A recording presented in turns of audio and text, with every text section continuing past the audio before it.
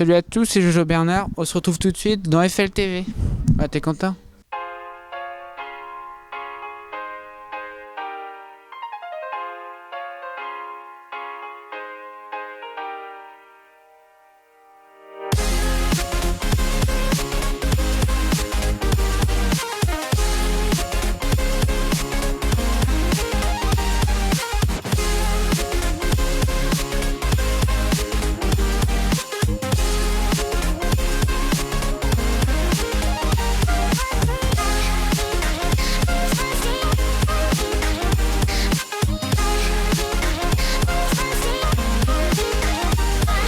Donc, je sors du spectacle de Jojo Bernard. Et moi je regarde beaucoup ses vidéos si tu veux, donc c'est pour ça que je suis allé le voir ce soir.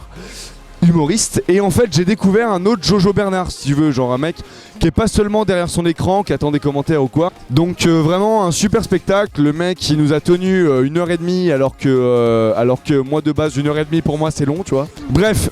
Jojo Bernard est super drôle, il a un personnage qui est complètement dans l'autodérision, donc toi ça te donne envie de te marrer plus qu'autre chose. Tu regardes plus que t'écoutes en fait, parce qu'il y a une mimique derrière, il y a un personnage, le mec le tient jusqu'au bout, t'as beau être mort de rire devant sa connerie, le gars il est toujours dans son perso, il fait son truc, et rien que pour ça, respect, voilà. Un très bon spectacle que je conseille. Bonsoir à tous. J'étais un spectacle de Jojo Bernard que j'avais déjà vu dans la capitale française, à savoir la France. C'est non. À savoir Paris, pardon, évidemment. J'avais vu 15 sketchs, là j'ai vu 1h30.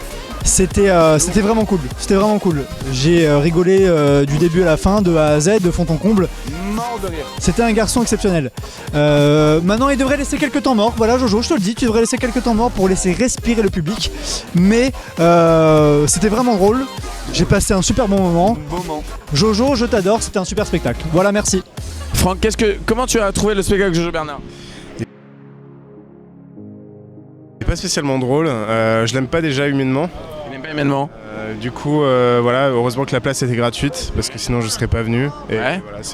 voilà, c'est une merde. Donc il est venu parce que c'était gratuit, d'accord. Il est vraiment bon. Non, vraiment, il a des bonnes vannes. Il arrive à avoir un texte concis et sur une heure de scène. Et ça, putain, le gars, il arrive à gérer ça. Il est très bon. En fait, il est même meilleur en spectacle qu'en vidéo. Et ça, c'est super. Un mot pour résumer le spectacle. Rayonnant. Et toi? Époustouflant. Surprenant. Fou. Court. Ouais, c'est trop court, on reste sur notre fin, c'était tellement génial, on veut pas que ça s'arrête. Amazing. Amazing. Amazing. Non, pas amazing. Amazing. Amazing. Oui. Merci monsieur. Encore un peu. Amazing. Amazing. Amazing. Génial. Il est amazing, le spectacle.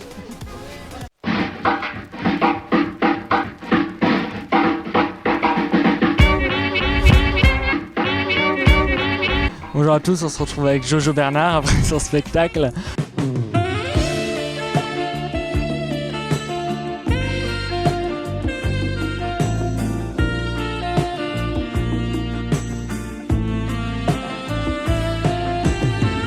Comment ça va Jojo? Bah bien, c'est comme j'ai l'impression d'avoir fait un gros caca, tu vois. Là, je suis libéré, délivré, mais je vais recommencer. Donc là c'était ta 3e date au Spotlight. Donc il te reste encore une date officielle et ils t'ont rajouté encore 2 dates. Donc qu'est-ce que ça fait de savoir que ton spectacle plaît autant aux gens? Bah, je suis content, surtout que c'est une création. Bah, c'était un test, voir est-ce que les gens seraient contents. Est-ce que, franchement, je me dis remplir la première, c'est plus ou moins facile dans le sens où sur 500 000 personnes qui me suivent, bah forcément, il peut y en avoir 100 qui remplissent une salle.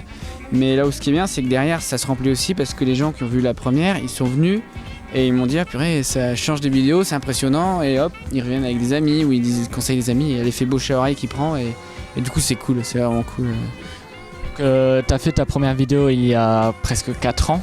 Ouais, 3 ans et demi, ouais. Donc avec la chanson de Jojo Bernard.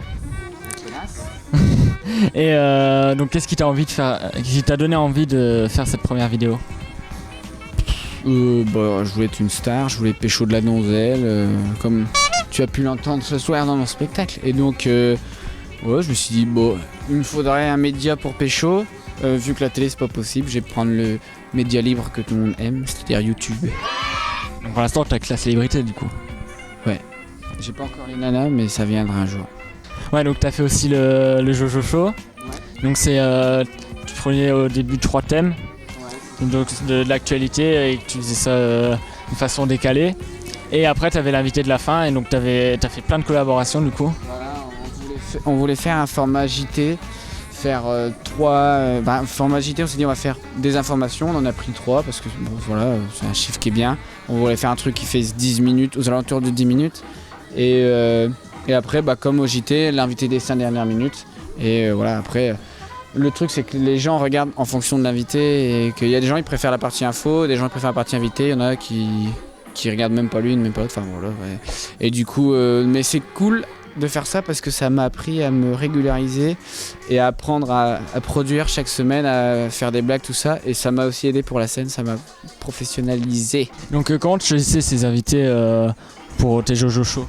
C'est d'abord les amis, après il y en a qui m'ont demandé, ils m'ont dit est-ce qu'on peut venir. J'ai rarement dit non, parfois c'est dur de trouver des invités.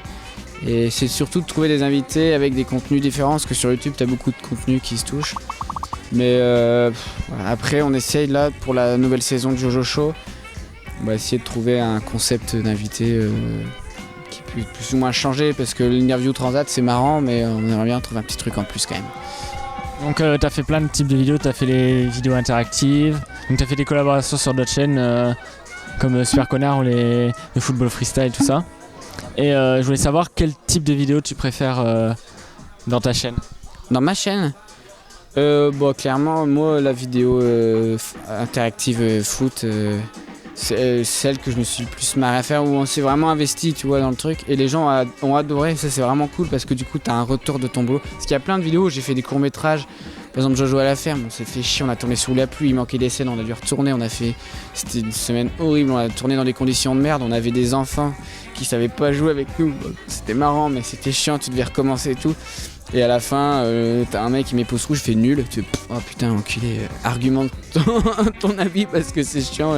Et donc là, au moins, la vidéo foot style, il y a eu j'étais content d'avoir au moins. Je me suis dit, bon, les efforts fournis ont été payants quoi. Donc, qu'est-ce qui t'a donné envie de faire de la scène? Monsieur G, Akimomiri. J'avais toujours une petite pensée d'en faire, tu vois, parce que j'en avais plus ou moins fait quand j'étais petit. Et ils m'ont dit, mais vas-y, lance-toi, t'es marrant, t'as de la répartie, tu sais improviser, tu sais écrire, vas-y. Donc j'ai testé un sketch, ça a bien pris, un deuxième, ça a bien pris. Je dis bon maintenant, j'écris des sketchs, je viens ici les tester en scène ouverte. Donc c'est une dizaine d'humoristes qui viennent faire un sketch de 10 minutes.